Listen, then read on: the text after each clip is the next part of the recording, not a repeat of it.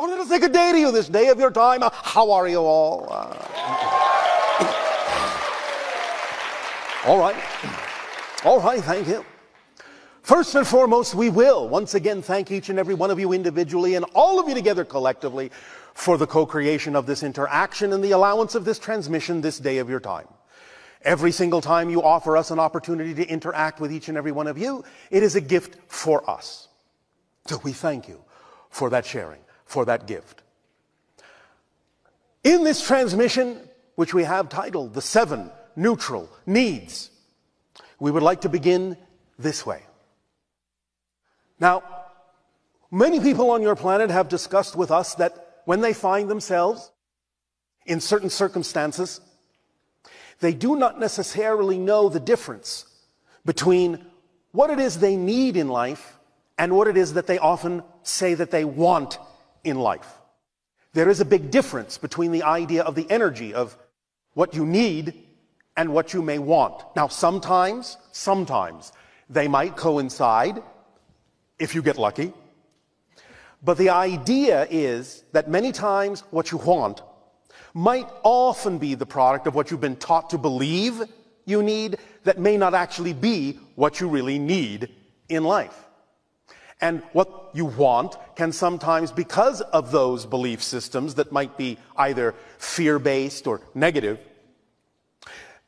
be something that the negative ego thinks it needs to be in control of, it needs to attract into your life in order for your life to be fulfilled. But the thing to understand is that life works automatically when you allow it to. And everything you truly need will come to you in perfect timing. It's an automatic mechanism.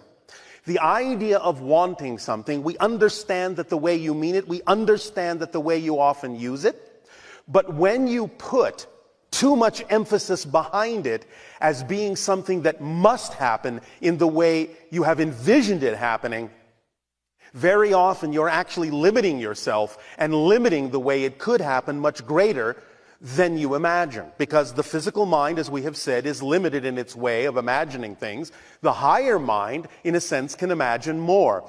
So when the physical mind seeks to control and says, well, I want this, and if this doesn't happen, then something must be wrong, then you're actually closing the doors through which the higher mind could give you something better than the physical mind was capable of imagining, and thus you are actually shortchanging yourselves.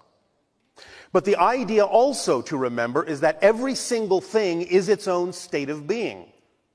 And the idea of wanting something is exactly that. It is a state of wanting. It is not a state of having. So if you insist on wanting, you're going to remain in a state of wanting, and you're not actually going to be able to have, to really manifest, to experience the focus of your wanting, because all you're doing is saying you want it, and therefore you will continue to do nothing but stay in a state of wanting it, and it will never arrive. That's another reason to understand that wanting is not necessarily in your best interest, but needing is. Now, the idea is that when you again find yourself in circumstances and you might find yourself being confused about what's going on and what do I really need here to really allow myself to move forward in life, to really act on my passion to the best of my ability, with no insistence on an outcome. What do I really need in life to be who I really am, to allow my life to grow, to expand in the most joyful possible way? What do I really need? So in this transmission, we have broken it down for you to the 7 basic needs. Now, we call them the neutral needs because these are the basic things you need to survive in your life. The idea is not so much that you have to assign a meaning to them, which is again why we call them neutral. They function automatically in a certain way by themselves, although you can certainly color them with your belief system and imbue them with different meanings and different emotions and different definitions and so forth. But by themselves, they are just the basic fundamental needs that are required for you to exist in your physical reality experience. And anytime you find yourself caught up in any kind of circumstance where you find yourself wondering, what kind of state of being is really most beneficial for you to be in, you can always use these 7 neutral needs to go back to a ground state, back to a fundamental state, and start again from zero, start again from scratch, and recognize that in many circumstances, you really are getting what you need. And by focusing on the 7 neutral needs, it can also aid and assist you in understanding the difference between what you may really need in that moment as opposed to what you are saying you want in that moment. And it can act as a clarifying system for you. Now, the 7 neutral needs, shall we say, have different time frames associated to them, because they are things you really do need to experience your physical reality. You will find that some of them you need all the time. Some of them can take weeks before you realize you need it. Some of them can take years before you realize you need it, but you really need them all. The idea is that without them, you will either quickly or slowly die. That's how you know they are actually fundamental needs. The ones that take years, in a sense, can seem misleading because you might feel, well, I'm still fine, I'm still breathing, I'm still moving along. And so you can fool yourself into thinking you don't need it, or that you are altering it in a way that is not really in alignment with the need. But nevertheless, all we're saying is the difference between the needs that are quick and the needs that take longer is just that you either die quickly or you die slowly over time. And when we say die, we are also talking about the idea of your energy, your spirit, your willingness to live, your feeling that you belong, your feeling that you fit, your feeling that you are empowered. These things, with negative beliefs, can over time wither, in a sense, and appear to die, causing you to slowly die over time, when you could be living a more vibrant life, a more energetic life. So, what are the 7 neutral needs? Thank you. We're glad you asked. In order of how long they take to kill you, if you don't do them, we start with, you need air. If you don't have air, you will be dead pretty soon. Within a matter of minutes. So that's the quickest one. You need air to live in your physical reality. Next, you need water to live in your physical reality. Without water, you will probably die in about a week. So that's a little longer. Next, now, many of you may be thinking, well, next, I need food. That's not the next thing. Next, you need sleep. You need to dream. You need to reconnect to spirit. That's what sleeping is for. That's what dreaming is about. You need to re-energize your physical battery. Without sleep, you will only last about 11 days. And then you will die. And sleep a lot longer than you intended to. Next is food. You need food in general. Now, please understand, before we go on, of course, there are always some exceptions. There are people who are of a state where they can be breatharians and so on and so forth, and they may seem to not need food for longer periods of time. I'm not talking about the exceptions. I'm talking about the general populace on your planet. So, in general, you need sustenance of some form, or you will find in about 2 to 3 weeks you will start to die. Now, what's next? Those are the 4 main ones that happen pretty rapidly. Now we enter a new phase where things can take months or years. So, what is next is you need some form of shelter. Now, when we say shelter, We don't necessarily mean it has to be a building or a house. Your environment can be your shelter if it is the kind of environment in which you can thrive. So, for instance, people on your planet who might live on a tropical isle where the weather is always fine will find that that will be shelter enough. And they won't necessarily have to live in a dwelling in the classical sense. But you need some form of shelter, even if it is simply your environment that is beneficial to you. That is still a shelter, the shelter of nature, the shelter of earth that is in accord and in alignment with the human form to sustain it. Next, you need some form of connection, relationship, in some way. I understand that sometimes people may be on journeys where they seem to spend a long time alone. But that doesn't mean they're not in a relationship. The relationship doesn't have to be with other human beings. It can be with animals, it can be with trees, it can be with spirit, it can be with a rock, it can be with God, but it's a relationship. You have some sense of connection to life, connection to nature, connection to existence and spirit, connection to your essence and your being. You have a relationship with all that is in some form of expression. Without that, again, it may take years, but you will slowly die without that connection.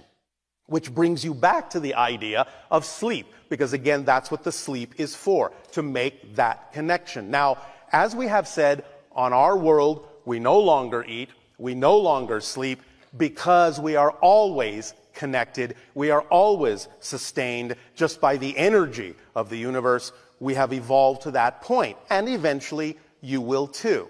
But right now, again, as a generality, you will find that most of you need some form of relationship, some form of connection, some form of exchange with consciousness, some form of reflection that allows you to get in touch with the things you need to be more of who you are, the things you need to grow. This is a true need. The final need is what you might call creative expression. In other words, when you allow yourself to be who you are, it must be expressed.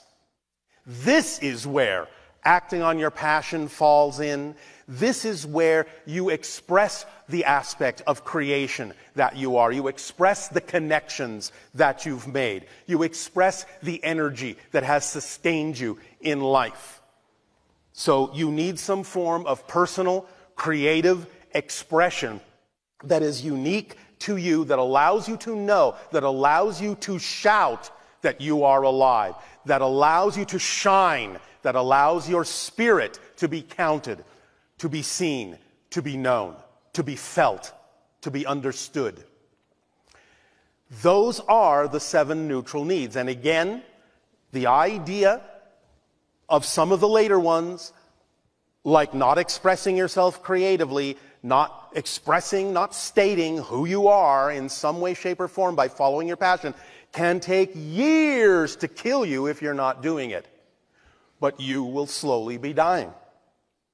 Now, again, there may be moments when you go through phases where you're not doing it. That's fine, because, again, those phases may be there to teach you something. As long as you understand that one of the tools in the kit of following your passion is the reflective mirror that reveals to you anything you might be holding on to in your unconscious mind that is out of alignment with your truth, that is out of alignment with what you need, and you allow yourself to address it, then that's the point. That's the purpose of having that moment of discovering something that is not your excitement in that moment, so that you can let it go and add its energy to your overall excitement and express yourself in grander ways.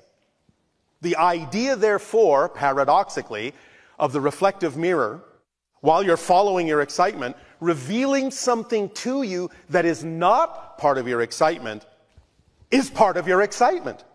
To find out what doesn't excite you is part of your excitement, because when something manifests in your life that might be representative of what you don't prefer, You can use that in a positive way by recognizing that it might be there as a clarifying point to show you what you don't prefer much more clearly, so that you can see what you do prefer by contrast much more clearly. That's how to use what you don't prefer in a way that you do prefer.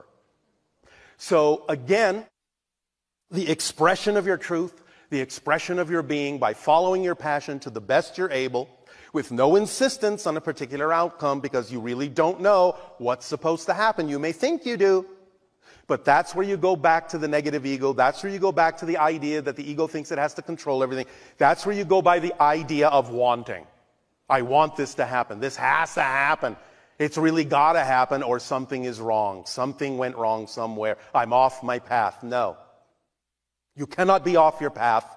You are your path. The only way you can experience as if you're off your path is by assuming that something that has happened in your life cannot possibly be there for a positive reason. Remember, remember, remember. This is what you need to remember. It doesn't matter what happens. It only matters what you do with what happens. That's the key. That's the secret. But when you find yourself in a puzzle, in a conundrum, when you feel like you have forgotten, just go back to the 7 neutral needs. Let's see. I'm still breathing. I'm doing pretty good. I've got number 1 on the checklist checked off. Got that down pat. I need some water. Oh, all right. I might be a little thirsty, might be a little dehydrated. All right. Glug, glug, glug. Check that off your list. I need to get some sleep. I'm feeling really tired. Why am I tired? I'm exhausted because I've been trying to be someone I'm not, which is the most tiring thing you can do. So I am now excited about resting. Rest, regenerate, connect, re-energize your batteries. Now, perhaps, when you wake up, you are hungry. Get some food. Put it in your body. Whatever it may be that works for you. Listen to your body consciousness. Listen to your intuition. You don't have to force yourself to be more spiritual. Yes, it's important to lighten up, but when your energy is on a higher frequency, you will automatically lose the urge to eat certain things that might have a heavier energy. There is no reason to force yourself there, which is an oxymoron, and it doesn't work anyway. Listen to your body consciousness. It knows what you need, and it knows what you don't need. So, pay attention to that. Then, all right, got that all checked off, those first 4 biggies. And now, some shelter. The idea of, are you in the environment that excites you?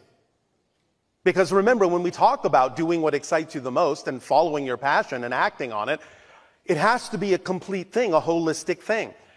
Doing what excites you, in the way it excites you, how it excites you, where it excites you, with whom it excites you, will automatically allow your synchronicity to lead you to the place that is most representative, that will bring you the form of shelter or environment that you need to allow you to be who you really are and continue to grow. And also the idea of connection. It will again synchronistically bring into your life all those of whatever type of being that really is most representative of the connections you need to make in order to discover more relationship, more about yourself, more reflectivity, more information that you might need to add to your understanding of your being and your theme of exploration in this life, and help you grow and expand.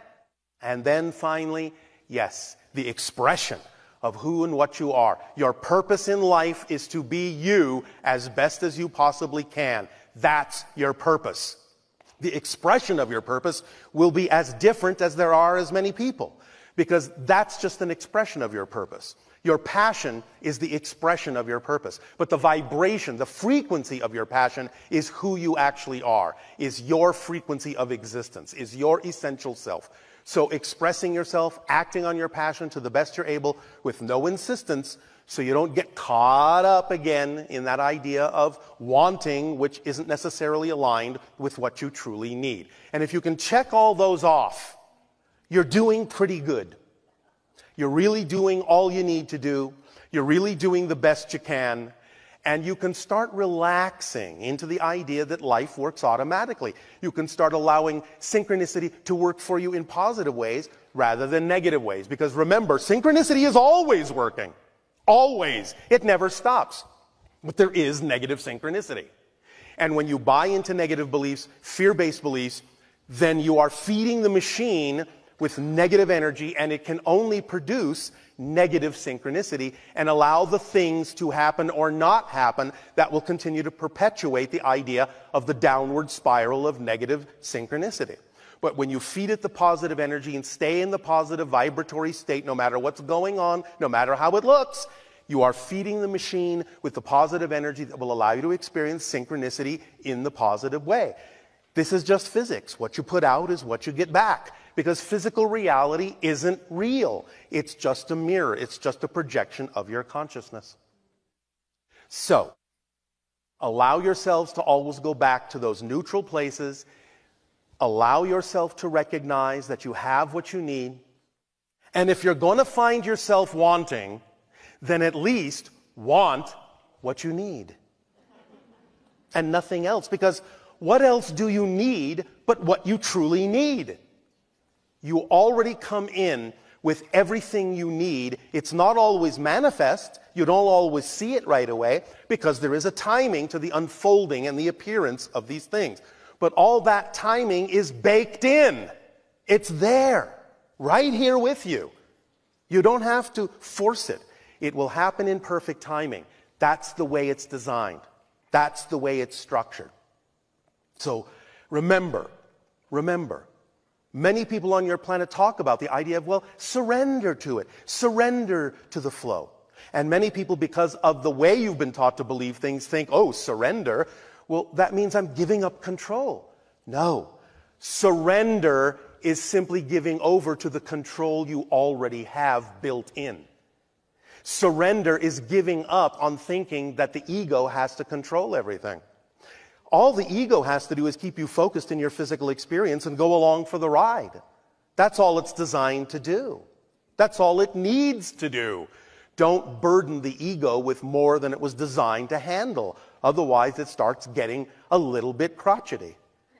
And it turns into the negative ego. Oh, you want me to handle that? Oh, okay. Oh, wait, I have to have this too? Oh, all right. Now I have to make that happen? Oh, I'm beginning not to like you very much. So I'm going to start playing some dirty tricks on you, and I'm going to make you think that you need to have this when it's just a want. See if you like it when I overburden you with the things you've overburdened me with. Yes, the ego knows how to play that game. So let the ego do its job of simply experiencing your life, allowing you to have the focus to experience a physical reality. Because remember, that focus is all it is. It's just an imposition on yourself of a particular point of view that allows you to experience something called physical reality as if it was real. It's not. Your natural state is non-physical, so to speak. Your natural state is spirit. You never leave spirit, ever. You're just dreaming that you have left spirit. You are having a dream in spirit that you're not in spirit. That's what physical reality is. It's just a focus.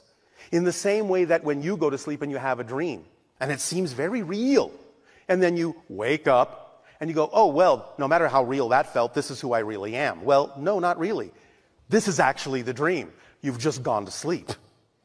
And when you go to sleep at night and you dream, that's when you actually have woken up. Because you are more of yourself in that state, more connected, more aware to your spiritual essence. That's why time doesn't make sense in dreams, because in the spirit realm, time is that malleable, that flexible. It doesn't really exist in the same way, because it's just part of your dream that it exists. Time is just a side effect of your consciousness, experiencing things in a certain way so you can have the experience you call physical reality, which is just a dream within your consciousness. Is this making some sense? All right. Then, at this time, we will thank you for allowing us to share these ideas with you. And I would like to then return the gift you have given us by asking, in what way now may we be of service to you? If you wish to begin with your comments and questions, you may do so if you have a need.